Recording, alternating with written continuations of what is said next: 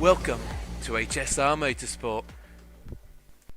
Hello and welcome indeed to HSR Motorsport for the ACC GT3 Season 7 Championship. And today you join us here at Brands Hatch GP Circuit for round 3.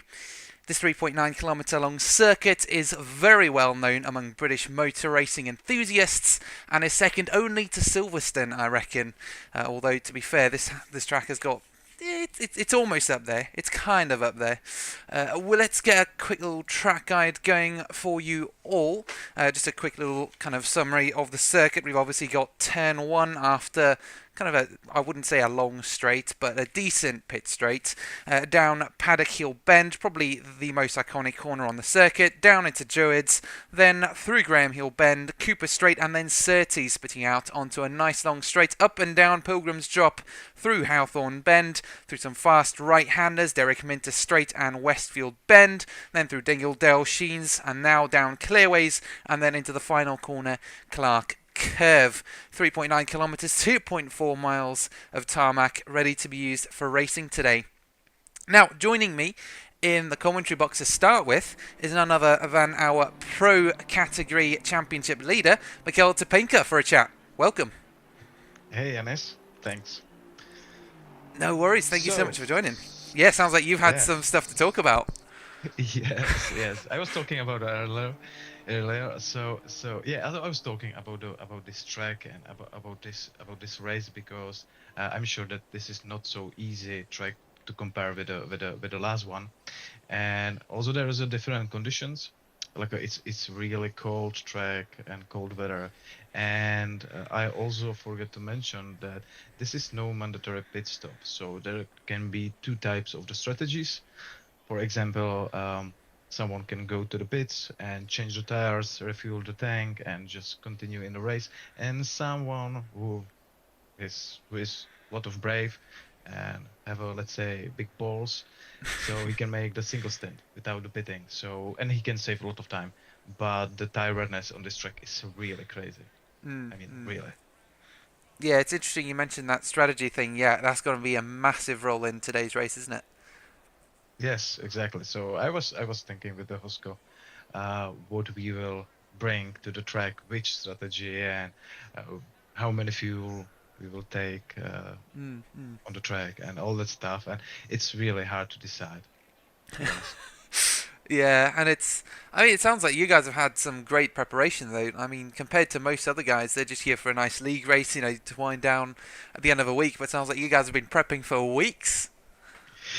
We are prepping some hours. Let's say it's hours, but we spend a lot of time in developing the racing technique, especially with the Hosco. I'm trying to be a little mentor for him, Mm, and we was speaking about the braking points and turning and making the good exits and all that stuff. But in at the end, I think it doesn't even matter because if you will make, if you will make mistake, you can lose, let's say 20 seconds, and it mm. doesn't matter if you are the fastest or second fastest. You can just, drop the positions, and it can make the race for you worse than at the beginning.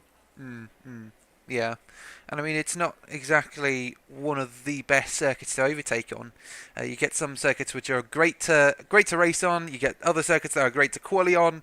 I think this is more for the quali guys, I reckon. But I mean, I don't know. There's always an opportunity somewhere to be had. Yes, I think so. There was the Audi, which was the just after me, just few tenths behind me in a practice, and I think it will be same in the quali. But if you are driving the car, for example, the Porsche, which is not so fast on the straight, you can be easily overtaken by the Ferrari or BMW, McLaren, or Mm, mm. let's say even the Nissan can be fast on the straight to compare the Porsche. So it's about the defending and the being fast in overall through the whole track. So Mm, mm. I think it's most important. Just get the gap and try to stay ahead from others. Yeah, yeah. And then obviously all the strategy will then mix it up, so we might see some positions swap there. Do you reckon we could see some interclass racing then being a huge factor here with all the different strategies that might mix up the field mid race? I think so. I think so. Even on a practice, I saw a lot of drivers being fast. I mean, there was a lot of pro AMs which was faster than pros. And if the fast driver can make great decision and pick up the good strategy, Mm, it's a real easy win. Just and I mentioned it to the Hosco, and it was, you can push it, get the nice laps, making the hot laps, just hot lap after the hot lap, mm, and being mm, fast. But if you will be real fast, I mean, if you will be real pushing, you will bring the tire burners to the minimum. You will mm, lose mm. the grip, and also there is a big opportunity for the making the mistake and end up on the grass or in a wall. So this will be for me really really interesting race. I think it's one of the most interesting race in this championship. Mm, mm. And we're only just under halfway through. We've got another, what is it? Four. Commentator math is always a bit dodgy. 4 rounds to go. No, 5 rounds to go after this. So we're not even at the halfway mark yet. So yeah, Yeah, it's gonna be interesting to see how this sets up for the rest of the season. yeah, and I think the HSR prepared a lot of interesting tracks. I think there's a Misano, Hmm. so that will be real funny. And we still didn't get any rain conditions. So for someone who is really fast on a wet, it will be really big opportunity because there is a drivers who is driving the car which is really good on a wet. For example, the McLaren or the BMW, Mm, they mm, can make really really changes in a standings at the end of the championship. mm, mm. Absolutely. And speaking of standings and championships, Quali is live right now, and the AM session has just finished. Just to explain how the format works, it's a split quali, 30 minutes of qualifying, 10 minutes. The first 10 minutes is for the AMs, second 10 minutes are for our pro AMs, and then the final 10 minutes are for our pros. Now, Topinka is one of our pro drivers, so he only needs to go out in a little bit. But I was wondering, do you want to come and watch? Well, I say come and watch. You're already there. uh, Yeah. uh, Yes. would you like to go through the qualifying standings, if you will, of the current grid right now? I think I can listen to you. So you can go by yourself. So I will Excellent. listen Yeah, to you. sorry to cut it short, but yeah, just so we can get some screen time for everyone else as well, mate. I really appreciate that. But thank you so much for popping in. It's great to hear your voice again. We should definitely do some more interviews like this. Yes, yes, and before I will leave, I just want to say the big thanks, real big heart. There's a lot of fans. It's a real weird because it's not big Mm, championship. There's a lot of fans, and especially from the HSR community. But there's also the other fans, and this is big heart to them. mm, I mm. mean, I just want to mention the one of them, which is really supporting me, and it's really nice to have someone like this type of the fan. Mm, mm. So this is, I think, all from me. So thanks for the opportunity to take the interview with you. I think anyone who is watching this stream can enjoy the really good racing today, and it will be not boring. And I'm sure even not my even not my qualification will not be boring. There's no domination in this track, so I hope guys you will enjoy it. And thanks. Have fun. No, thank you, sir. You have fun, and we'll see you out on sorry, and we'll see you out on track. So good luck. Yeah, thanks. Have a good day. Bye bye. You too. See ya. So, as we were saying, let's go trackside now. Not that because that is the pit lane. Let's go on board with Roman Hosko, who's currently one of the only pro-ams who've set a lap time. Well, I say one of the. There are about 7 of them.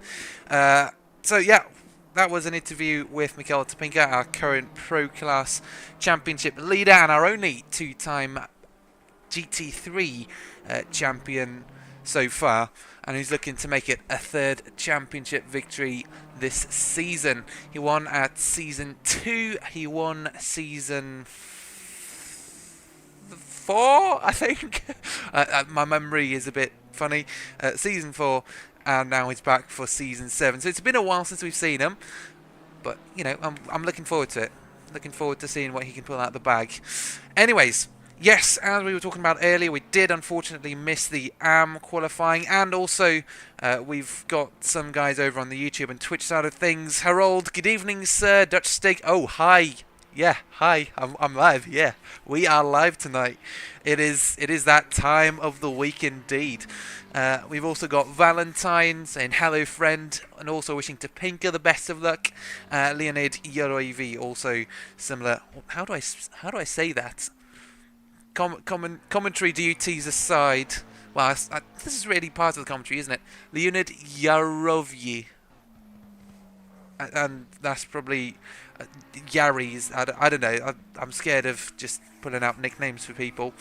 Anyways, all that rambling aside, yes, the Pro-Ams have got their 10 minutes of allotted qualifying time now, kind of halfway through, and the AMs finished their qualifying with Yarovyi on top, Nicholas Mamtas in P2 for the class, and David Janos P3. A couple other AMs to name as we see the South African go off into the gravel to finish his lap. We have got Leeken Steven, Johan Huben, Nick Broom, Tony Rucroft, and we've also got John Malott out on circuit. Good to see he finished his lap as well. So at the moment then, yeah, Yarovyi, new driver. I haven't seen him before.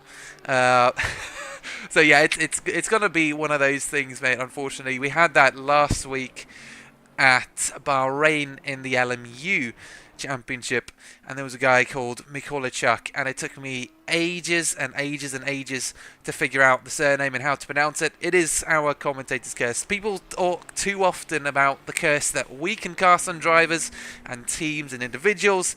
They don't think about the fact that we have to pronounce these names. Yeah, it's kind of like a running joke, but I think of it as kind of, yeah, we get to cast curses on you guys, and you guys get to cast curses on us with your surnames. Which I'm not sure is a fair exchange, but hey ho, it works out for us well. So Anyways, we'll get back to that. I just also saw a Ferrari go around. That was George Vasiliadis on his attempt at a flying lap. He's unfortunately not doing too well this qualifying session compared to usual. But as we heard as well from Mikkel, it's going to be a very, very key time during this weekend to try and get the best qualifying lap that you can to set yourself up for that race. Yes, you've got a pit stop that could swing things around in your favour, but it's always best to start off on the right foot. Now, going through the right-hander is the Cook, another one of our DSRT members of HSR, and there goes another DSRT member in the Bentley, Stein von Uneker in the 666, also going round. He's had some limited success in our championships as well. So yeah, in terms of our Pro-Am category at the moment, Roman Hosko on top with a 123.1.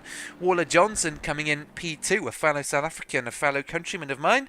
And then in P3, we've got Stein von Uneker, who we saw just go past. Harold de Kock is one of the final Pro-Ams. There is another further down. There is Craig Alford is an Am, I think. I'm not quite sure. But I think he's basically our last Pro-Am to go around the circuit. 231 for a Pro-Am is insane, says Dutch Steak over on Twitch. Yes, it is.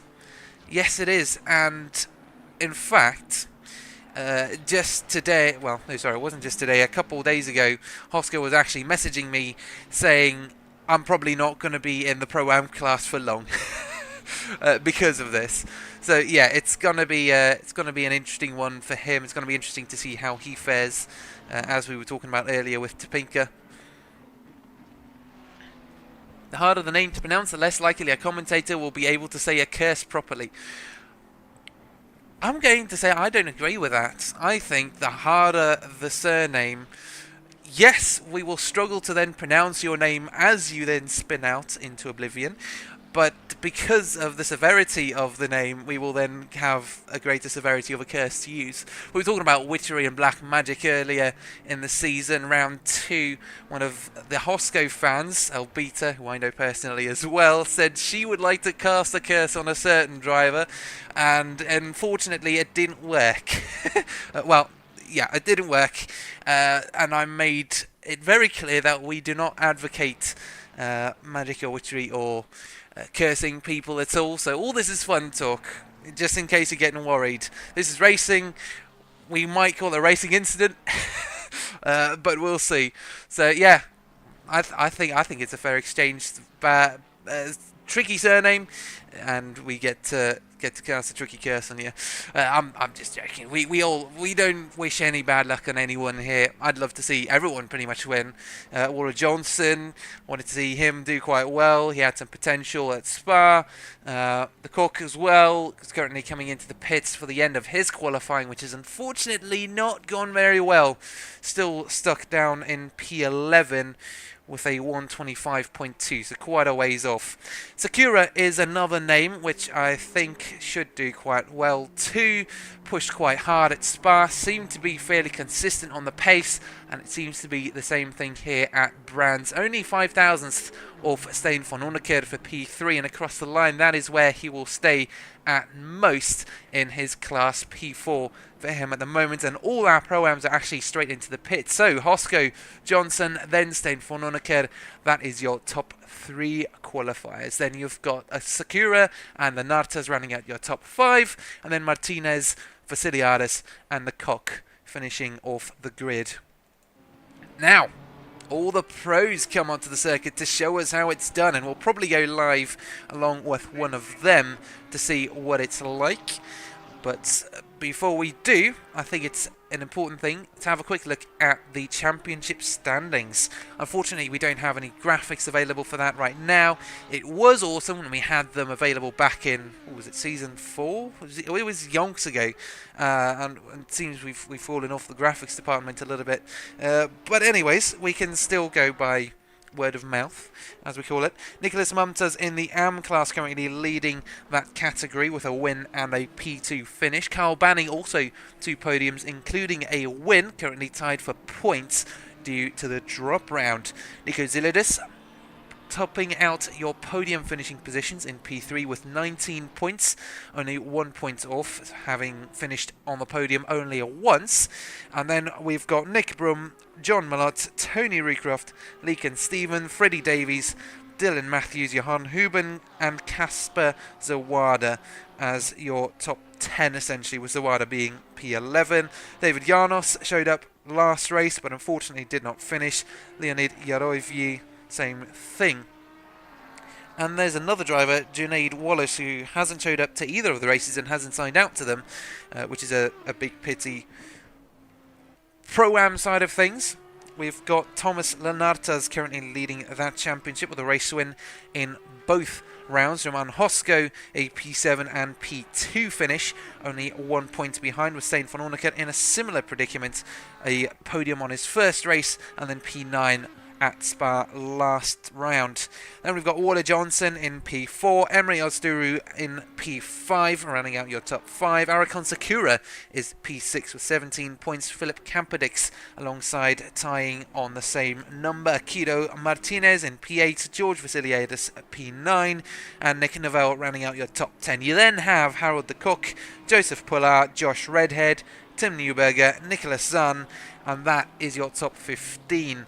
And they are the only drivers who have showed up to every race so far, or all races, or at least one race this season. You've then got a couple drivers who haven't showed up to any of them. Craig Elford, who didn't show up to either of the rounds, either last round or the one before. And then Jakub Markut and Arda Selik, also a similar story, but they didn't sign out of their races, so they have a 5 points deficit. Oh no, sorry, 10 points deficit against them. I think that's how it works. They should be. They've been disqualified apparently. But you know how SimGood is. Nick Novell is also apparently disqualified. Interesting. Anyways, on our pro side of things then, we of course have Mikael Topinka on top with a race win every round so far, every race this season. Colin McNair P2 and P7. Morris Schwanner P5 and P2, and that is your top 3 for this season so far. Tim Miro following closely behind. Marius Tsapanidis on exactly the same score. Andrej Abatek in P6 with Kurt Peters, Nathan Cartwright, Gabriel Nipta, and Reese Valentine rounding out your top 10. You've then got Adam Dutton being the final driver to have attended at least one race this season. Daniel Morris, unfortunately, not showing up to either race so far. Same with Jan Flachs, but Morris didn't sign out of his last race, so I guess just bad results, or I don't know. I'm assuming there will be a heftier points deficit put on him.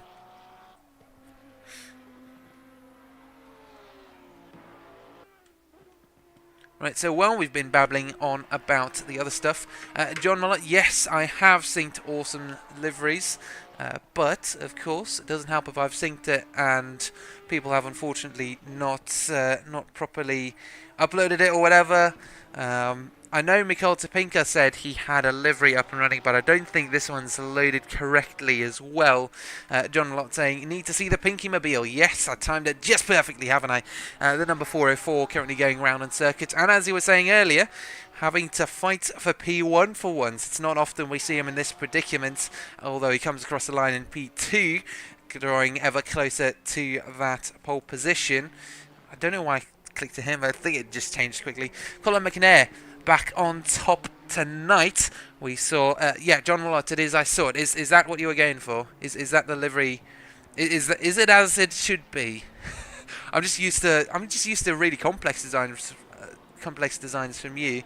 But otherwise, if that's how it should be, good, brilliant. I just need confirmation now. Is it? Is it what it is, or is it what it is not, what it shouldn't be? And yeah, we can see the weather slightly damp. Well, no, actually not damp at all. 17 degrees Celsius, 18 degrees. It is a pink car. I see white and pink. It's primarily white and then pink. Oh shoot. Well, I think there must have been some sort of issue then. because we're seeing a white car with pink rims and some other stuff. It's not good news. Not what I want to be telling a racing driver just before they go on track, because now we'll have that to worry about as well. Although you shouldn't be worrying about that. You should be focusing on the race. Yeah, it's showing up as white, yeah. I synced it literally moments before I went live. Moments before... Actually, it was Topinka who also asked me to double check the sim liveries, or to sync it. And yeah, I synced it literally just after he asked me. So yeah, I think this is unfortunately just something to do on the other end. So at the moment then, Maurice Schwaner in P1 with a 122.8. Mikael Topinka in P2 as Gabriel Nipte rounds out your top 3. And actually, I think it's Nipte just behind Topinka in that very same shot. That Bentley currently in P3, the number 6, who last week was also on stream, and I misinterpreted what he said. Very memorable for me, as many of my mistakes go. Yeah, lots of black cars. I assume it's, as far as I know, I've done everything from my side to do as well as I can. So I reckon it is unfortunately an error from the guys who have uploaded it. Unless you guys can see it, and y'all have synced it very recently, as in just before the race. I don't know. At least we got name tags, or I've got name tags at least. Reese Valentine stranded on the final corner. Well, I say stranded, he's gotten moving again.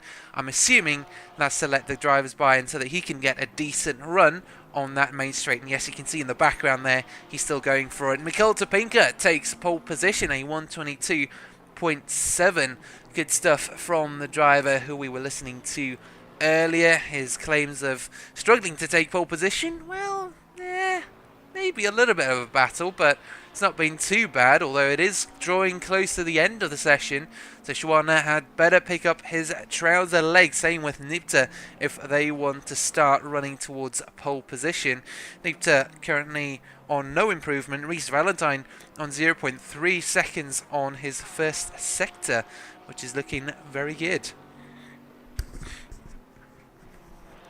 Anyone else ready to keep an eye on tonight in the pro category for qualifying?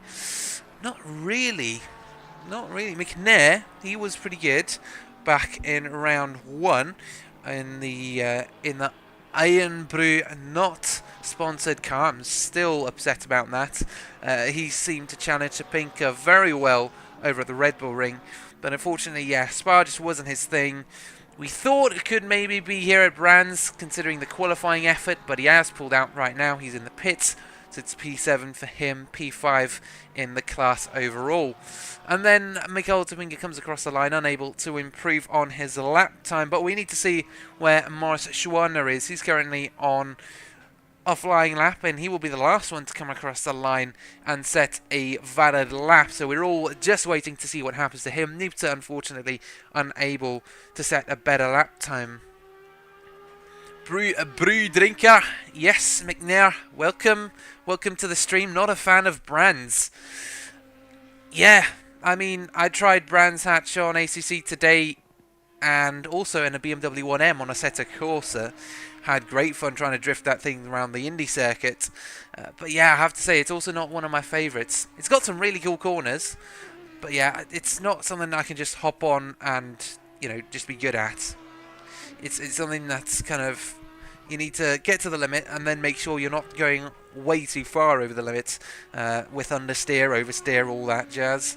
Anyways, Sean now around the final corner, down the main straight, across the line.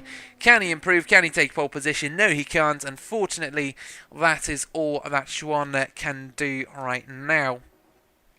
So, that concludes our qualifying session. In just a few moments, we'll be going live for the race. 1 hour of racing lying ahead of us. And as Topinka was saying, no mandatory pit stop tonight, so it's gonna be no holds barred really. It's gonna be free for all at this stage. So join us in just a few moments. Grab yourselves a snack, grab yourselves a drink for some entertainment, and we'll be back in just a few moments.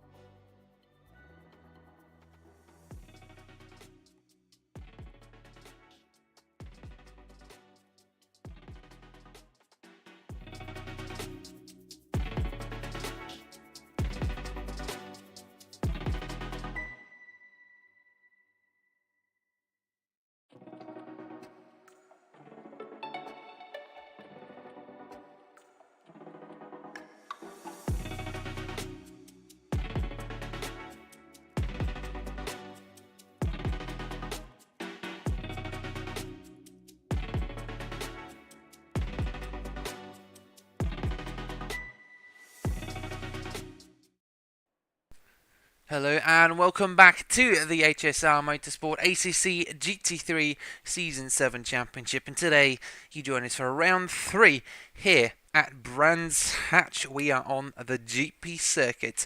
No Indy racing for us here at ACC? Yes, ACC and HSR Motorsport. We are now currently looking at our pole sitter, Mikhail Topinka, leading the Pro Championship as well. And we will have to speedrun through the standings, through the... No, it is the standings, yeah, sorry, I don't know why I was thinking it wasn't. We're going to have to speed run the grid real quick. So we've got Mikhail Topinka P1, Maurice Schwan at P2, Gabriel Nibta rounding out your top 3. Roman Hosko is P4 overall, but pole for his class. Way to go back to Nibta. We've got Reece Valentine then next. Waller Johnson, P2 for his class. Colin McNair, and then a load of pros such as Peters, Miro, Cartwright, and Bitek. We've then got Yaroivyi being the sole AM driver in P1, well, P12 overall now, leading the pack ahead of 2 Pro-Ams, Van Onneker and Sakura. Mumtas in another AM car a little further back from Yarovyi in P2 for his class, while Thomas Nartas rounds out your top 5 for the Pro-Ams. Aquedo Martinez, Vasiliadis are another few Pro-Ams scattered amid the field. We've got David Ianos, P3 for the AMs, and Harold de Cook being one of the final Pro-Ams, while we then have 5... No, sorry, it is 5. Yeah, commentator maths once again strikes badly. 5 AMs in the form of Johan Huben, Leakin Stephen, Nick Brum, Tony Recroft, and John Malott, with Craig Elford lining up as the final driver for both overall and the Pro-Am class. Woo! Speedrun! Very dynamically taken, and I do apologise, it is not my usual style. I do like to dwell on it a little bit, but it is only a short formation lap. They only essentially get one corner before the start of the race, as they already pull into their Noah's Ark formation. Here we go, ready to start another race here at ACC GT3 HSR Motorsport Season 7. And it is go time. 20-ish cars go roaring down to turn 1 to start an hour of racing, and Schwana has not given Topinka any room at all on the inside there, pushing him all the way to the apex. Schwana still stuck behind him, the Audi not able to make a position, but Nibta and Hosko having a scrap for P3 though, with Valentine also looking for opportunities. We've then got Waller Johnson behind, keeping McNair at bay for now, but Valentine comes to the inside. Hosko chooses to try and defend it and maybe make a move on the Bentley soon, but nothing comes of it. McNair though on the exit seems to have a good run on Waller Johnson, potentially down this main straight. We've also got Schwan only 0.2 seconds on the rear end of the race leader. McNair makes the move on Johnson. Miro also looking for a way past through that right-hander, but there has to be evasive action taken by the McLaren. If we go through the right-handers, contact again, and the Iron Brew car is once more in the gravel on the outside of the circuit and is tumbling down the grid. Recovers back up. Oh my goodness, and he gets taken out again, and there is chaos now through Sheens and into Sterling's. Utter carnage as cars go flying left, right and centre. A couple stationary, a couple come back on. Again, just wow. Utter chaos down on the second sector. And now our race leaders come through to finalise their first lap of the race. And it sounds a bit weird having to say that. Finalise their first lap of the race, I guess. Finish their first lap of the race would be more appropriate. Schwan still on the rear end of Topinka. And then got Gabriel Nibta also seemingly closing the gap to the Audi ahead. We saw them scrap for pole position, potentially, maybe not pole position. Schwan was on pole for a little bit, and then of course Topinka came round using his experience to try and get up there. Kurt Peters in the Lexus is currently P8 overall, meaning P6 in his class. Looking at the rear end of a very juicy looking Miro. They're also all wrapped up behind Waller Johnson, who seems to be holding them back just a little bit. Was he maybe the cause of the accident earlier. Well, he got past McNair really early, so I don't think it's really too much of that, but he could have been a factor in a very complicated situation. Miro himself looking to make his way past the South African driver, the Belgian currently driving some... What did I say? What did I almost say? Russian, German machinery. I don't think we have any Russian machinery in ACC, unless it's that Lamborghini build. What's it called? It's definitely not Brabus, because that's a Mercedes thing, and they don't make race cars as far as I'm aware. What's that other manufacturer that we do have? Gabriel Nipta and Schwanner, though, in all of that gobbledygook, have swapped positions. The Bentley feeling the need to make his move early so that he can start working on the gap to Pinker. Schwanner apparently not able to get past the Porsche fast enough. Let's even have a little look at that move. So here we go through the double right-handers. Oh, and why on the replay do we then see this magnificent livery for the Porsche? That is very odd indeed. We can see it, Pookie. Okay, final corner then. Through the right-hander. Was it a bit of grass touch? No, not there. Was it maybe a bit of touching on the gravel on the outside? Or did the Bentley just absolutely mahusively send it down into turn 1? Ah, yes, it was an overshoot from the Audi. Sliding, just about manages to keep a hold of the traction. Woo! Good save by the Audi. He lives to fight another day, and we've almost gone through an entire lap of racing already. Very, very good save. Very entertaining save there. Further down the grid, we've got Eric Sakura right behind Craig Elford. This is for a Pro-Am position. Look at the damage on the front of that Aston Martin as he gets a good run out of Stirling's, down clearways, and now into Clark Curve. The final corner around the outside. Can he stick it there? Can he hold on to it? Good space given from Elford. Lovely racing from both of them, still side by side down the pit straight. Who is going to be later on the brakes? Who can estimate their braking point best? Through the right-hander again. Very little space left between them, but there is space for both of them to fit through there. And the Aston Martin, under braking, manages to get ahead by the time they hit Druids. Good racing further down the grid. Absolutely magnificent. Colin McNair, a racer who faced earlier challenges today, currently on a recovery run, as actually the BMW and the Aston go off. That is Tony Rucroft, and a BMW further down, and that's Leek Stephen having collided with the number 27. And Colin McNair says, thank you very much, I'll just take both of those positions. Easy gains for this driver, who I'm sure is really upset with his start. He's got another eight or nine positions to go through.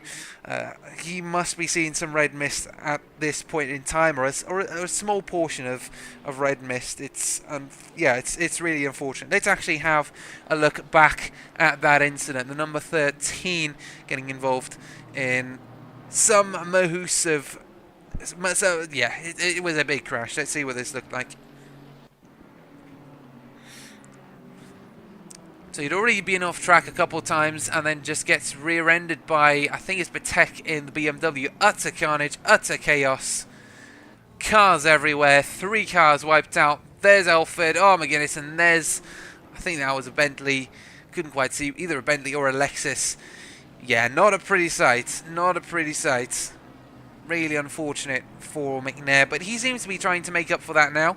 Right up behind the Cook and making some early gains in the race. We've got another 54 minutes of racing to go. He's got plenty of time to catch up, but not to the rear end of these guys who are absolutely hammering it round the right-hander of Sheens and Dingledale at the moment. They are currently 3.5 seconds clear of P4 placed Roman Hosko, the other class leader. And at the moment, Nipta and Schwander are managing to keep the pressure on Topinka. In fact, that Bentley is now only 0.2 seconds off the Porsche as they make their way through the final corner into turn 1. Could we see a move here from the Bentley?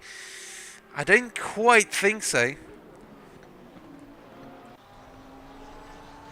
He is quite close.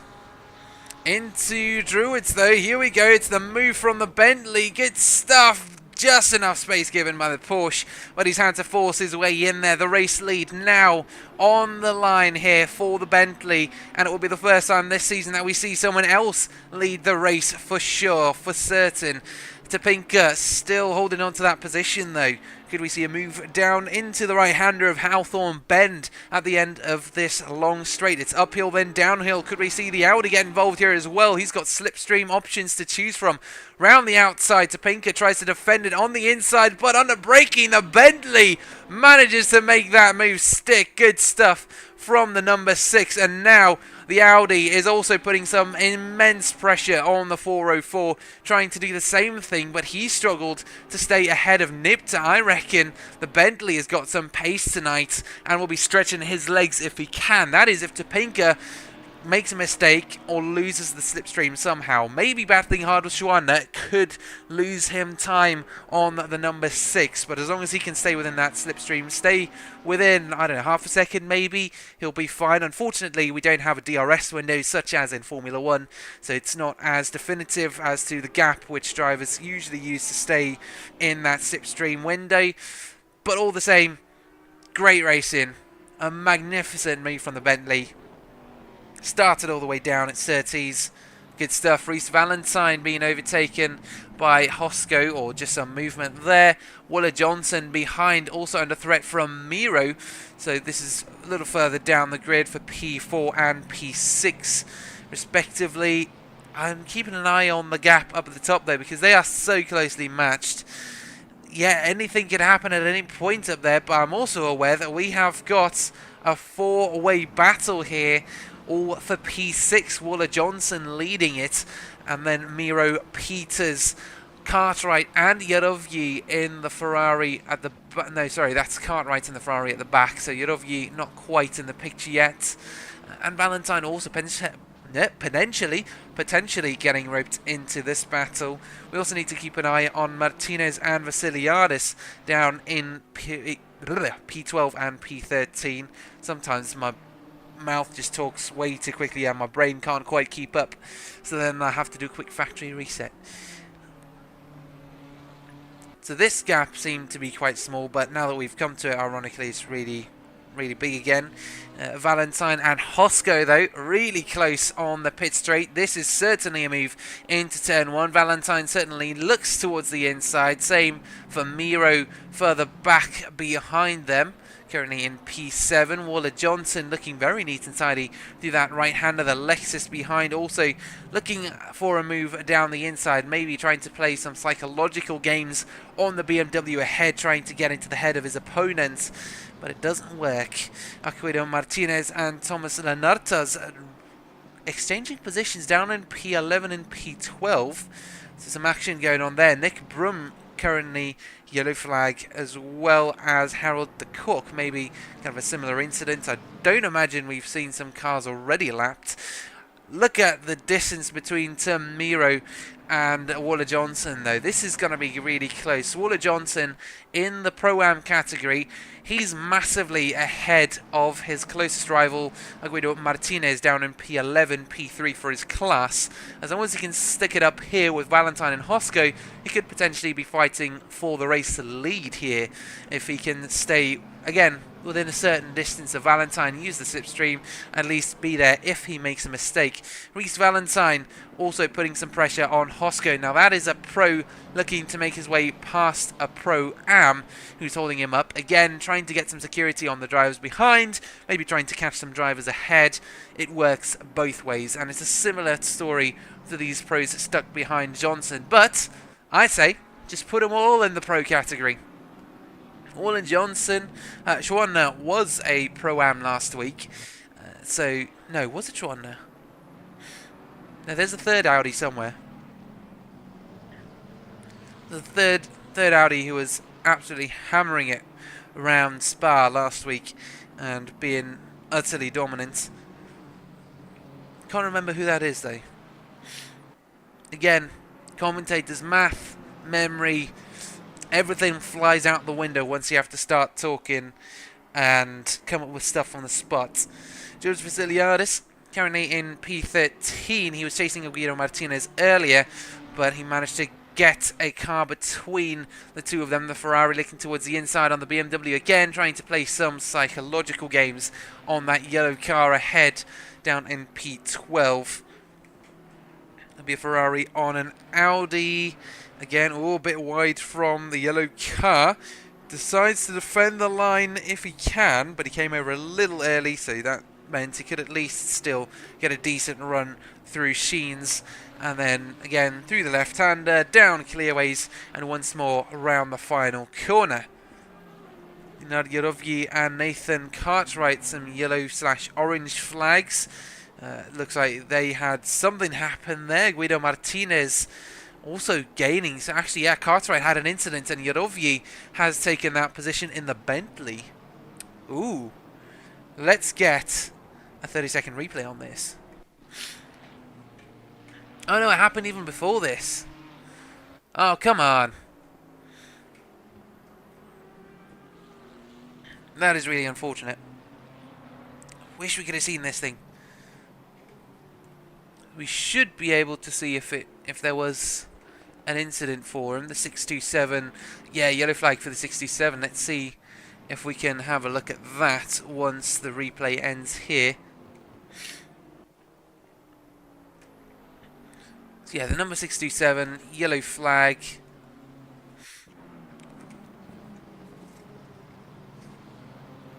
So through the right hander. Oh my goodness! Full spin! Ay, ay, ay.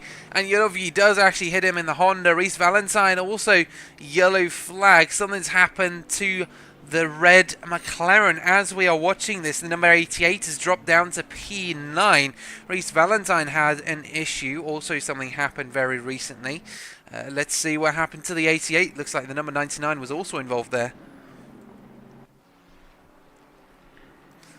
So here we go, Valentine ahead of Johnson, behind Hosko. Through the right-handers. Anything come up? Oh, bit of lag there. Oh, a little bit too much curb. Pretty much the same thing as we saw to the Ferrari as he kept it neat and tidy, as he kept it out of the wall. Wow.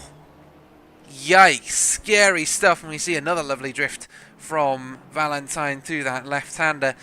Yikes. Hair-raising, to say the least. Hair-raising through that fast right-hander. Oh my goodness, exactly the same as we saw with Cartwright, and he's ironically just ahead of Cartwright down in P9. Very lucky to keep it out of the walls. Very, very lucky. He might have grazed it slightly on the right-hand side of his car, but overall, damage-wise, he should be fine. Hopefully. We'll see. Oh my goodness, another driver's not fine is Lanartas through the fast section, and Vasiliadis just takes that position for free after we saw the gap close a little. Good stuff from the Ferrari, making some good headway on him. Now he just needs to catch up, Now he needs to catch up to the rear end of Martinez, the 92 up in P11 and P3 for his class. Waller Johnson now right up behind Hosko. He's got Hosko directly ahead of him. 1.3 seconds difference between them at the moment. And actually, Johnson on his best lap is 0.3 faster than Hosko. So this could turn into a good battle later on.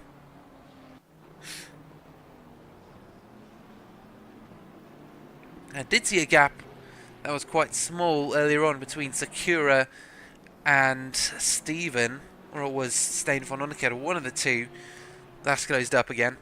Anyways, a quick review then. First 15 minutes of the race, first 25% of the way through. Gabriel Nibta leads the race overall and for the Pro Class, ahead of Mikael Topinka and Schwantner in the Pro Class. Hosko, Johnson and Martinez are your current podium runners on the Pro-Am side of things, while Yarovyi, Janos, I don't know why I said Janos, Brum and... Brum rounds out your final podium position.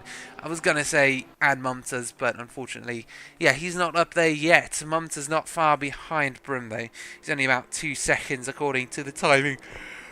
I apologise, according to the timing board on the left-hand side of your screen. Now, I do have to say that isn't always up to date.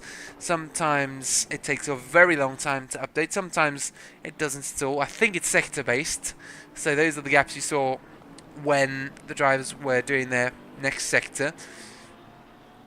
I'm looking at this gap though, 0.3 seconds between these two. Schwann has definitely fallen off the pace, or has he had an incident somewhere? The 94 currently with the fastest lap as well.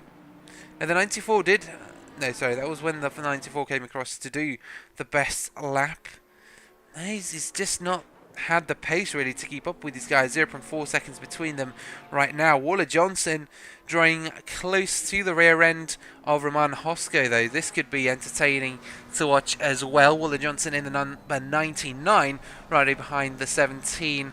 Hosko has seemed very, very strong in the Pro-Am class. He's been really fast, and it's been at that stage where we think, yeah, he should be in the Pro class.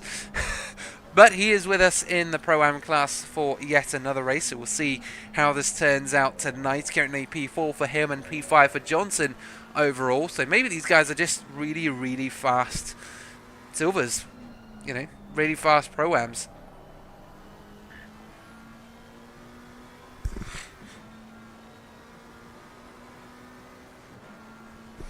So this is one of the closer gaps on circuits at the moment, 0.8 seconds between them, with Mikael Topinka 0.4 seconds off of Gabriel Nipter for the race lead. Kurt Peters also only half a second off of Tim Miro. It's that battle we can see in the background as well, potentially kicking off soon. 0.2 seconds between these two though. Seems as though under braking for Surtees, the Bentley didn't quite enjoy as much traction as he would have liked. And now heading down the main straight, he's panting because he's already ran out of traction at the start of it. Fortunately, still ahead. Maybe sweating slightly, you know, wiping the sweat off his brow as he headed into that right-hander. Relieved nothing majorly came out from that. But the battle further behind, though, is developing rapidly. Waller Johnson right up behind Hosko, 0.3 seconds. And similar thing for Kurt Peters, as actually Tim Miro gets slightly out of shape on that second right-hander. Now through Sheens, it's looking very close between these four drivers. We could potentially then see a four-way battle for P4 erupt at any moment, depending on what Hosko and Johnson do. At the moment, yeah, Johnson chasing. He's had nothing to lose this season so far. He's been doing really well. We get to see him potentially take the race lead here for the Pro-Am class. And as they battle, Martinez is still down in P3, all the way down in P11. That's a 6 position difference. Well, at least 11 minus 5 is 6. So I'm not sure whether that's an actual 6-car difference or whether it's just 5 cars between them. Yeah, it's 5 cars between them. 6 places difference.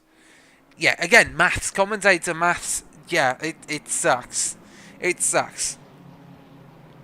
Tim Miro, though, right up behind Johnson, looking for P5 overall. He wants some security from Peters, who's been very aggressive so far on him so far. Tim Miro again, yes, under pressure from the Lexus, the number 77, a previous HSR ACC GT3 champion, putting some pressure on the BMW. And last week, we saw Peters take out a couple drivers. Lenartas, and it was a Ferrari as well. I can't remember which one though. It might have been Cartwright. I think it was Cartwright. Yeah, double kill streak for the man in the Lexus behind. So yeah, it's going to be interesting to see how he managed to put some pressure on the BMW. He didn't crack under pressure. He certainly put some other drivers under pressure, and they cracked as well. So it'll be interesting. Yeah, it'll be interesting to see how these two interact. Miro seeming to feel the pressure a little bit. I'm yawning all over the place. I do apologise. Not good. I've had a long day. Yes, not much sleep last night, I have to say. And I have to say also that that is my own fault. So, you know, can't really blame anything else. Can't make up any excuses. I was late in bed. Got up early in the morning for some running. And yeah, that was it. And then just normal day, I think, as well. Craig Hewlett saying Hosko and Johnson to pro with an exclamation mark. Yes. I think that would be a good move as well. I think it would be a good move. Yeah, I don't know. It's a bit interesting. Yorovyi, maybe we'll take it one step at a time. Maybe put him up to Pro-Am. to start with, and then we might consider Pro later. I mean, he has got the pace though. He is putting on a decent show at the moment. Yorovyi, the number 8 in the Honda, doing really well, despite it being the first time we ever see him out on track this season. Oh my goodness, Valentine again, a moment through that left-hander. That whole Sector 3 seems a bit dodgy for the McLaren. Valentine does seem to be pushing the car above and beyond its limits. The car grip saying not to infinity and beyond. Sorry, I can't go that far. I can only go a certain amount, and you will have to then use that amount, or I will not grip up no more. Yeah, really close up here in the top 7. Peters being the last in a line of 4 drivers, all potentially vying here for P4. All good so far, though. Anything can happen at this point. 0.3 seconds, Johnson. It's one of those things where the moment we move away from this, something will happen, and then we regret it massively. George Vasiliadis, though, not regretting the time and effort he's put into learning this track. 4/10 difference in their fastest laps, but gaining on Martinez up in P11 and P3 for the Pro-Am class. The battle for the lead of which we can see playing out just in front of our very eyes. The BMW at the head of this queue being the race leader for the Pro-Ams, Waller Johnson P2. Unfortunately, the 2 drivers behind them are not other Pro-Ams, they are pros stuck behind these 2. And Miro really close up behind the rear end of Johnson. I don't think we'll see him move into turn 1 unless it's under some very late braking.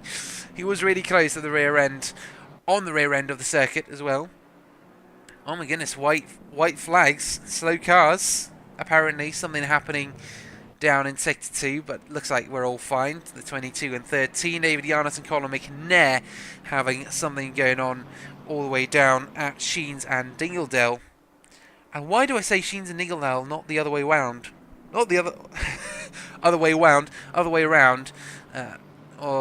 Yeah, Martinez and Vasiliadis both just swapped positions, literally in just the last 30 seconds. Let's have a look at what happened here.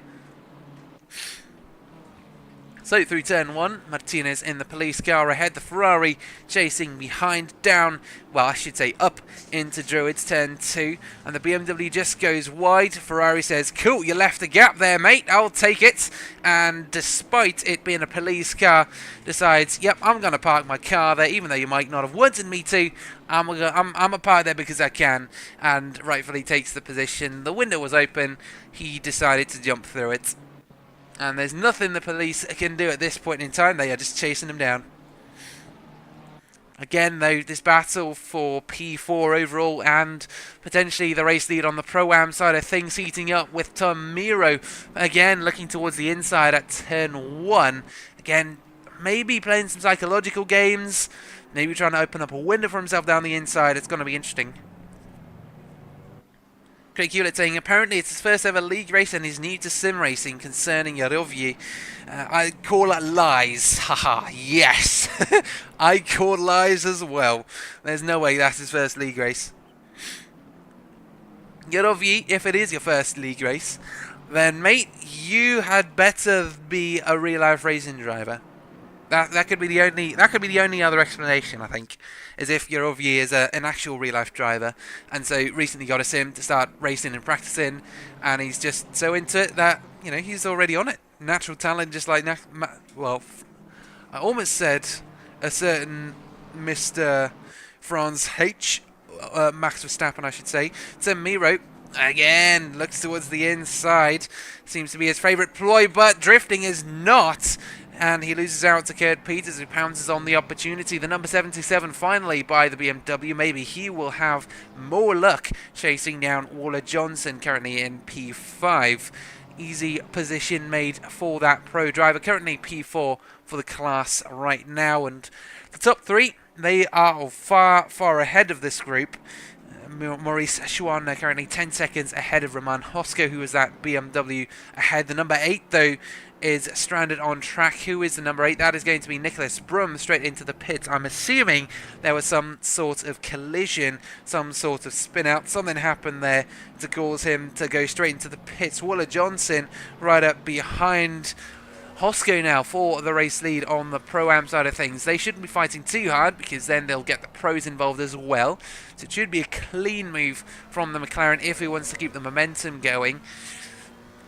But I mean, they've got plenty of time, considering that Vasiliadis is P3 in the class and down in P11.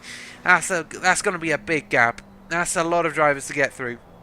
He does go wide though. Wooler Johnson loses out to Kurt Peters and to Miro as well. Miro taking the opportunity to shoot past, and Wooler Johnson in a single corner has lost 2 positions.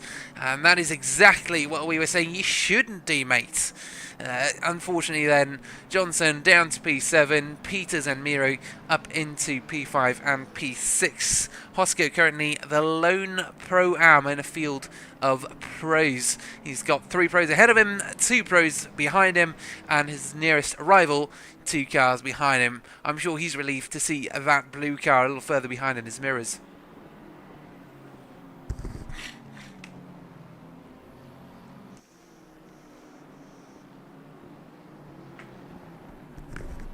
And in other news for people who have joined us very recently on the stream, such as Craig Hewlett. Yes, Topinka is P2. He is not the race leader right now. Big shock. He is currently P2, yes, half a second off Gabriel Nipter, who, I'm not going to lie, he seemed decent in the first 2 races, but I didn't think he was this fast. I thought Schwanner was going to be the main challenger, since Schwanner had taken pole position during qualifying here just a bit earlier today, and also he's just been a good challenger throughout the season. Last race at Spa, he also seemed very decent. Unfortunately, he was still a decent distance behind Topinka, so yeah, it's kind of a bummer there, but hey ho. So yes, it is a very rare sight indeed to see Topinka in P2 and not in the race lead. He did take pole position though, so really he's lost a little bit.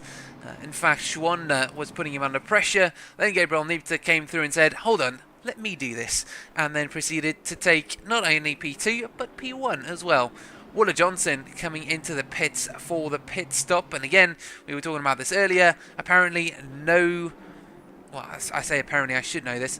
No mandatory pit stop, which means that, yeah, anyone could stop any time for anything they want. So really, someone could try and just hash it out. Full fuel load. Tyres are going to be shot at the end probably, but then no pit stop. Or we could see some drivers around this time, middle of the race, come in, fresh tyres, fresh fuel, reset, and go again. So 3 of those drivers are Johnson, Valentine and Martinez. So Johnson giving up P2 in the class for a pit stop. Not sure whether that's the best idea, but I mean, we'll have to wait and see how it all pans out. 30 minutes to go in the race, or 29 shall I say, and this gap for the race lead between Topinka and Nipter, currently 0.4 seconds as they head into turn 1. Yes, this isn't the livery that we saw earlier on the replay. It is a big pity. I have no clue why it's doing this. Any ACC / Awesome Sim livery experts, please let me know. Why can I not see his livery here, but under a replay I can see it. Crazy pace for the Bentley at this track, though Porsche should be all over him. Yeah, I mean, it does seem as though Topinka is managing to keep pace quite well. Also stating Porsche tyres will go off quicker than the Boatley as well. Yeah, so maybe it's about this point in the race where Topinka will start feeling it, maybe start dropping back, maybe start considering a pit stop. Although I say start considering, apparently him and Hosko have been practicing for hours and days, getting the setups and everything right for this, getting all the braking points down, and you can see it pays off. 2-time GT3 champion and a very, very fast Pro-Am racer who unfortunately just hasn't had the luck this season or in any of the other seasons to really perform at his best. Given his best tonight though, P4 at the moment, P1 for his class, and currently holding up a previous ACC GT3 champion as well. Kurt Peters in the number 77, chasing down the current leader of the Pro-Ams. And we saw Thomas Lanartas go white flag there just for a second, which means slow car, for anyone who's not aware. Yeah, 0.3 seconds between these two then as they head through the right-hander of the final corner. Quick little review then, halfway through the race. We did a little, we did a nice break a quarter of the way through just to look at the standings. And now we can look at it again. Gabriel Nibter currently leading overall and for the pros. Mikael Topinka in P2 with Schwanner rounding out your podium finishes for the pro class. Roman Hosko currently leading for the Pro-Ams, as George Vasiliadis picks up the mantle of P2 driver in the Pro-Am class, and Thomas Lanartas, I just assumed it was Thomas. Is it? Yes, it is Thomas. Maybe a little different accentuation.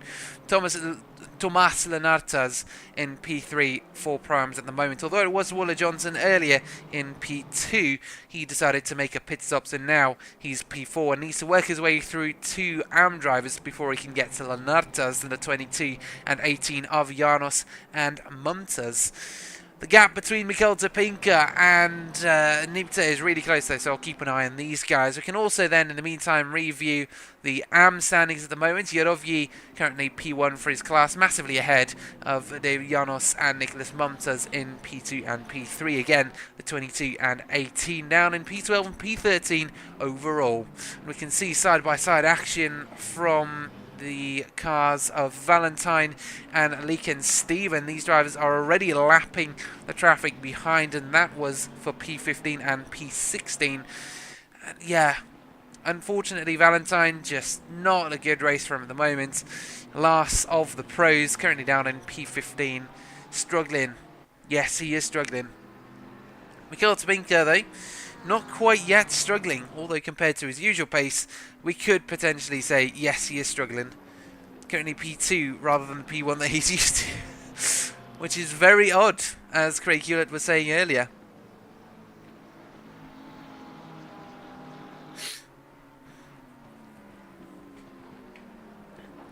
Now, while these guys do some laps in the middle phase of the race, I guess you could say, we could potentially have a look at some accidents and yellow flags. The number 99 has apparently had an incident. Willa Johnson having an accident, lap 20. Let's see, I don't think Topinka is going to make a move. Let's take the risk. So this is Willa Johnson. I think this was his mistake, and that allowed the Lexus through. Why is it saying mistake? Because as far as I see, accident. As far as I see, there was no accident there. There's maybe a mistake, but not an accident. Odd how the software works, isn't it? Sometimes when cars just get really close, they're like, oh my goodness, there's a crash, it's a massive thing. And actually, no, it's two cars that maybe gently touched each other. Kurt Peters being one of them, gently touching the rear end of the blue McLaren, getting quite intimate there, almost, at least not killing him like he did to the Audi and the Ferrari last race round at Spa. He's going to have that reputation now forever, the kill streak guy, the guy with 2 kills to his name at Spa, as Kurt Peters chases down Hosko. Hosko must be shivering in his boots. He is scared, he is frightened, and all he wants to do is get this race over and done with, because he does have that guy right behind him who killed some German and Italian machinery in his Lexus. Yeah, he's feeling it. Now Hosko, he's a driver that can get very defensive and very aggressively so. In fact, any of his driving is very aggressive, I would say. He is an aggressive person. Forget about his driving style. I would say just his overall, even just his overall attitude to racing and stuff. Very, very aggressive driver. Whether it be defending himself, whether it be offending others, whether it be fighting for position on track or whether it be a good friend. This guy is 110% all the way and already defending at turn 1. Miro also looking for an opportunity to get back past the Lexus. Oh my goodness, there's contact! And it is once again Kurt Peters who has killed the German machine. But this time he gives back the position, allows Hosko back past, and the number 77 has once again victimized a German vehicle. I was joking, alright? I did not mean for this commentator's curse to come true. We were talking about it earlier. I didn't mean I wanted a demonstration. Craig Hewlett saying, gonna switch over to the Mac, be back in a minute. No worries, mate. You've probably just missed.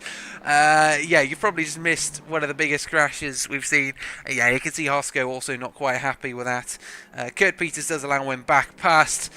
Good sportsmanship. Good stuff. Good stuff. Let's see if we can have a look at that accident again, but have a look at it from Peters' perspective, because that seemed very, I don't know, it seemed yeah, it just seemed as though he massively missed his braking points. So let's take this from his helmet cam. No, sorry, that's a yellow flag. That's not the actual accident.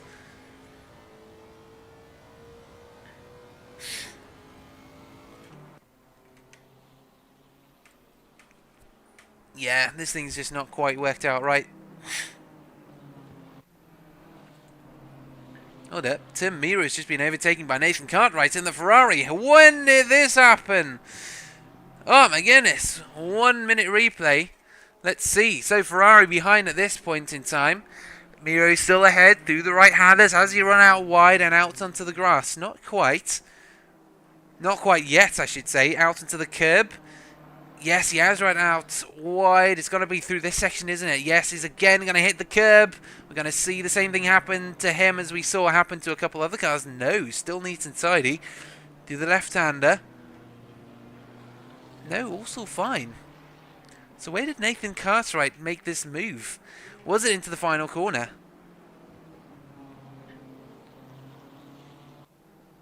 So how did Cartwright get ahead? How did Cartwright get ahead? How is the 627 classified as ahead of the 268 at the moment? Why do we not see this? What is happening? Reese Valentine currently working his way through the grid. George Vasiliadis, yellow flag on circuits, moving slowly. And there goes the Mercedes of, I'm not quite sure who. That's Huben actually in the Mercedes. I'm not used to seeing Huben in the Mercedes. Number 40 also moving really slowly. Colin McNair currently also going around the circuit. Arikon Sakura looking much nicer. That bonnet is closed at least. There are no ventilation slits. Traffic getting involved in this battle for the race lead overall. That is the I think it was that's Janos, number 22 Ferrari driver, currently in P3 for his class. And currently P15 overall. So yeah, these guys are properly sending it full chat through Sector 1 and Sector 2. Still fighting hard for the race lead here. And I'm not sure we'll see a pit stop from either of them. I think they're just going to push through all the way. So yeah, something happened. Oh, there was an accident between the 13 and the 40. That was McNair and Vasiliadis. Ooh. Okay. No, sorry, Sakura and McNair. Let's see what happened there then. Before we do though, Kurt Peters 0.2 seconds off of Hosko through some faster sections. I have a feeling we could see Hosko buckle under the pressure again. Well, I say again. Sorry, it was Kurt Peters who really buckled under the pressure of trying to get past him and ploughed into his rear end.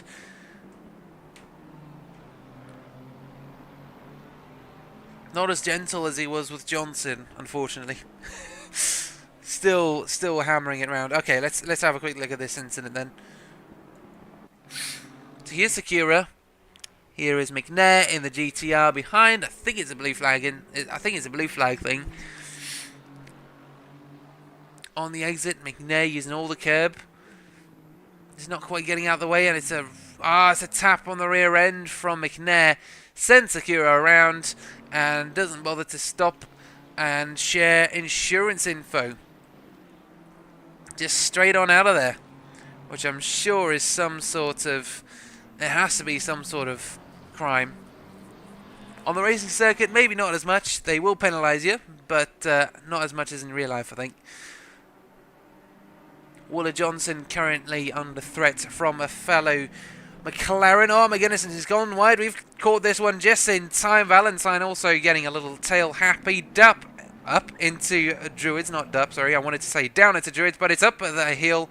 And then on the exit through the right-hander. Valentine, easy move on the other blue McLaren, who has unfortunately seemed to crack under the pressure momentarily there. Into the left-hander though, could we see a move from Johnson to try and reclaim that position? No, I think that is the difference between a pro driver and a pro-am at this point in time.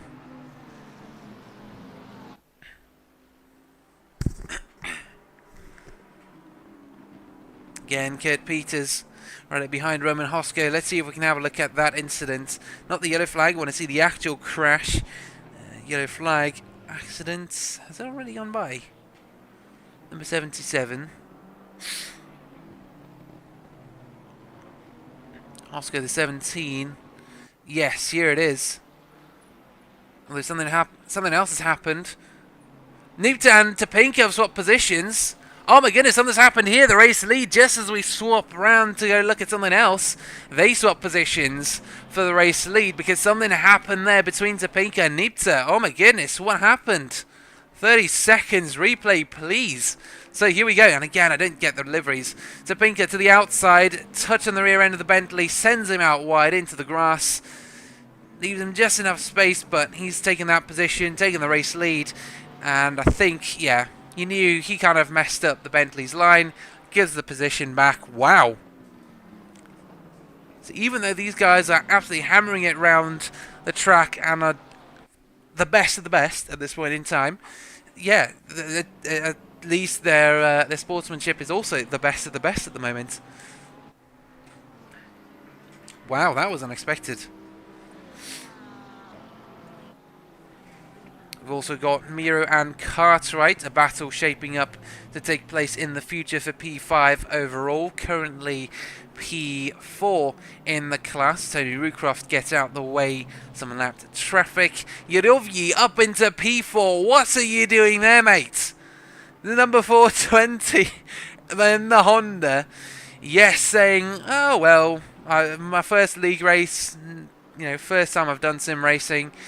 And you're pulling out P4. Yeah, I'm going to call it you are probably a racing driver. Miro looking to the outside of the 627 into the right-hander of Hawthorne Bend. The Ferrari has gone wide, so he's got a window of opportunity into this right-hander. The Ferrari chooses to leave the window wide open through the following corners. That, unfortunately, does put their the mid-corner speed down, and again to that right-hander, leaving the BMW more than enough space to poke his head into, but just not enough time there and not close enough is the BMW to take advantage of that.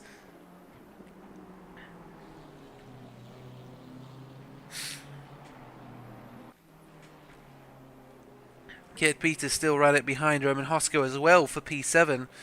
Of course, they had that incident, allowed these guys to go past, as well as Yarovyi, who's currently in P4. Yeah, I think, Craig, you could probably bump him past. You could probably bump him past Pro-Am. I don't think anyone's going to frown at you if you do bump him up to Pro straight away. He's doing a cracking job. Yarovyi, the number 420, with a final lap livery Bomber 1 car. Ukrainian absolutely smashing it tonight. Good stuff. And is he gaining on Schwanner, perchance? 2/10 difference between them when it comes to overall lap times. Fastest lap time, I should say. But it's a 4/10 difference in their final lap time. In their last ones. So it could be interesting. Or Mikhail Topinka, yellow flag. Yellow flags. They turn into a white flag. Something's happened to Topinka. Alright, well, back into the replay. Let's see what's happened to our pink Porsche driver. Through the left-hander. That is through Sterling's, down clearways, and then into the final corner, Clark curve. What happened? Oh my goodness! Oh, yes, there was contact there. Onto the gravel, loses the rear end, into the pit lane wall, and Topinka has got some damage on the front end of that Porsche now. Topinka is the least likely person I would have thought to crack under the pressure. Our only two-time ACC GT3 champion has not only hit a driver, but he's hit a wall. He's hit both of them. Fortunately, he is still on track and he is still driving really, really quickly. But yeah, he's cracked under the pressure twice now. Hit the rear end of the Bentley, and then a little too wide on the final corner, as we're talking about limits being over abused. And here we go, similar thing for Peters. Has managed to finally get Hosko to crack a little wide through that left-hander, and he's taken that position no sweat for the number 77, taking it nice and fairly this time. Let's see if we can have a replay of that move. So actually it was a terrible exit from Hosko, starting a corner earlier and then through Surtees. Oh my goodness, threading the needle, Rucroft. Woo! Good stuff, mate. Good awareness. If you weren't as far over to the left as you were there, it could have been a very different story, and we could have seen a very annoyed Kurt Peters, who would have added a British driver to his kill list, or to his hit list, shall I say. Wow. Good stuff. So at the moment then, in terms of the overall positions, we have got Gabriel Nipta leading the overall race, as well as class Mikael Topinka P2 and Morris Schwana P3. But we do see the Pro-Am class leader now trying to get around the outside of Druids on the Lexus, and unfortunately he's just misjudged the speed slightly, coming there a little too hot. And when they mean double apex, they mean it's a little more subtly than what Hosko was demonstrating there. So he's also cracking under the pressure, made a mistake here and there, and he's gone wide a couple times. You can see a little drift there on the rear wheels as well, trying to get the power down. So yeah, as we were saying then, Nipta Topinka Schwana as your pro class leaders. Then it's Hosko, Lenartas and Vasiliadis as your three Pro-Am class leaders. Johnson stuck behind the pro of Valentine and quite a ways behind the other Pro-Am drivers. Tim Miro draws closer to the rear end of Cartwright as well. It feels like tonight's just been a race of attrition, really. It's to see who can make the least mistakes. And to be fair, that is how Topinka also described racing here, as we see Cartwright come to the inside, potentially just deciding to hold there a little bit longer, just in case the BMW was to come round again. Oh, good. Oh, I'm yawning 10 minutes ago. I shouldn't be yawning. The racing's been amazing, but unfortunately sometimes there ain't anything that can fix your tiredness, even a can of Monster apparently, and a can of Rubicon Raw Energy. That's only something I've gotten into recently. I am into my energy drinks. Red Bulls are also pretty good, but yeah, it's usually a Monster. And very recently, a friend of mine at work got me into Rubicon Raw Energy, and that's something else as well. It's more like a juice, really. It's more fruit. It's more like a fruity fizzy energy drink. But yeah, I don't know. It's all right. It's like a, I mean, it's basically just a fruity energy drink, as opposed to Monster. It's kind of got, the Monster's got a little more, I don't know, a little more metallic taste to it, I guess, is how you could describe it. And the difference between Monster and Red Bull for me is that Red Bull tastes a little bit more metallic than Monster. Here we go, though, the closest that Miro has ever been to the rear end of a Ferrari all race along, the 67, under pressure from the number 268. We've seen Miro crack under pressure. Will he be able to do the same to Cartwright here at Brands?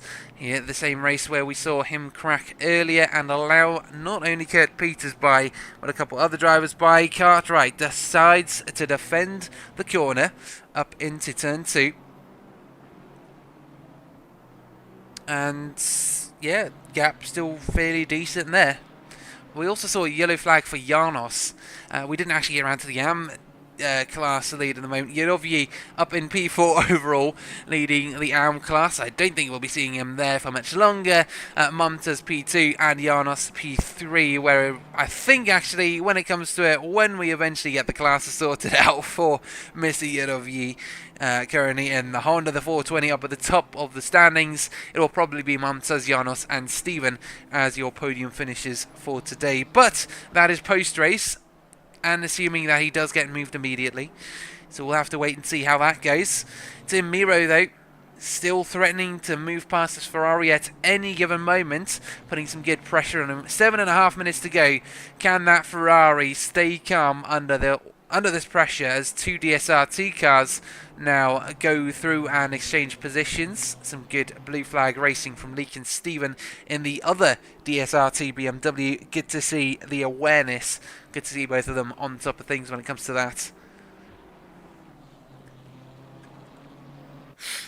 John Malott saying concerning the issue with Topinka's livery. Oh my goodness, there is a bigger issue on track. There was Cartwright gets spun round by Miro.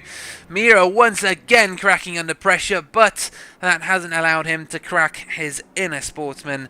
And there we go. Actually, the two other drivers that we saw battling earlier, all for position, are back for round 2. Hosko just about making his way past Miro, but not quite making it all the way around. Contact between them, close racing here. Miro desperate not to lose out to a Pro-Am yet again, and he has managed to just about get ahead of Hosko. Yikes, not good. We've had a couple collisions up into the Druids. Yeah, not good, not good. Miro hitting the rear end of Cartwright, sends him round, allows him back past, and in the process, these other guys then once again get involved. Peters now gets a chance to work on Nathan Cartwright, see if he can make his way up into P4 for his Class P5 overall, because of course we have got an AM driver there, the 420. You're over you, mate. What are you doing up there? Yes, good stuff, mate. Keep it going. So yeah, John Millett concerning Topinka's livery. Sorry, we're getting back to that. The only reason I know of is if he got synced in after he was already on track. Yeah, that might be it. That's probably it. That is probably it. I'm thinking that's it for sure. Craig Hewlett saying Cecil is. Sorry, no. Esau saying don't let it get to his head. His self-esteem is already high enough. Yurovyi. Well, I am the booster of self-esteem. I'm not sure whether I'm good at breaking down self-esteem, although I guess we're all a natural at some point in our lives. Well, that claim about being a good self-esteem booster, I don't know. I can be a bit of both, really. Craig Hewlett saying, yes, he is rapid, to be fair, if he is actually new to racing. Cecil saying, depends on how new is new. I would say first race in a league race as well. I would say that's very new. I don't think this is a driver that is completely new to racing overall. I think he's had a couple hours and potentially even a couple years behind the wheel of a real car to be able to do this. Craig Hewlett saying anything more than a couple of months to me is no longer new. And he's also saying energy drinks are bad for you kids. Yes, I know. I know. it's yeah, it is. I have to say, yeah, it isn't the best. But then again, so is smoking. Well, I don't know. I don't feel like I should be. How do I say it? I shouldn't be trying to justify addictions. There we go. Because addictions are bad. I don't know whether I'd classify as having an addiction to it, though. I only have it when I get less than 6 hours of sleep, which unfortunately is a little more often than I would like, to be fair. So, yeah, I don't know. I could blame it on my lack of sleep. Tim Miro, once again, under pressure from... No, actually, he's the one putting the pressure on Kurt Peters. Disclaimer alerts. Yes.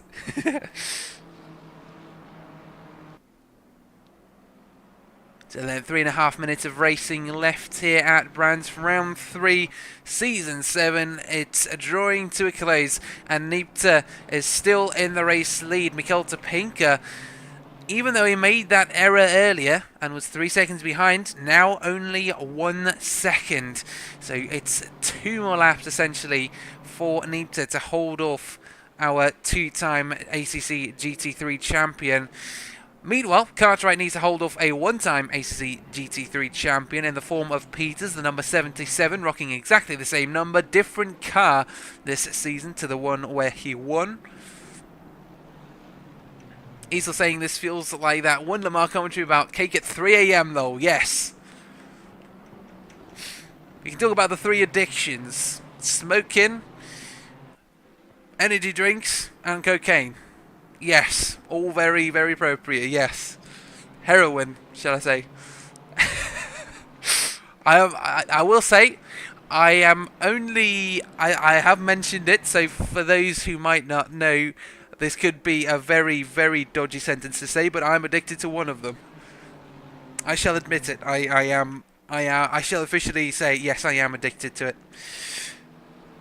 And to specify, for those who are maybe joining us at a very late stage in the race and in the commentary, we are talking about energy drinks. Yes. So don't worry, we're not talking about drugs. We're not talking about smoking or vaping, although that could also be bad for your health. 1 minute and 40 seconds gain. Will we see 2 more laps of racing, or will we see 1 more? Yeah, it's gonna be another lap, isn't it? Going to be 1 more lap after this. Craig Hewlett stating, yes, HSR does not advocate for energy drinks, smoking, or heroin. Yes. How about just regular drinking, though? Like just a regular beer. As long as you don't get drunk and you're driving, I guess that's fine. Yes, we do not advocate for any of those things.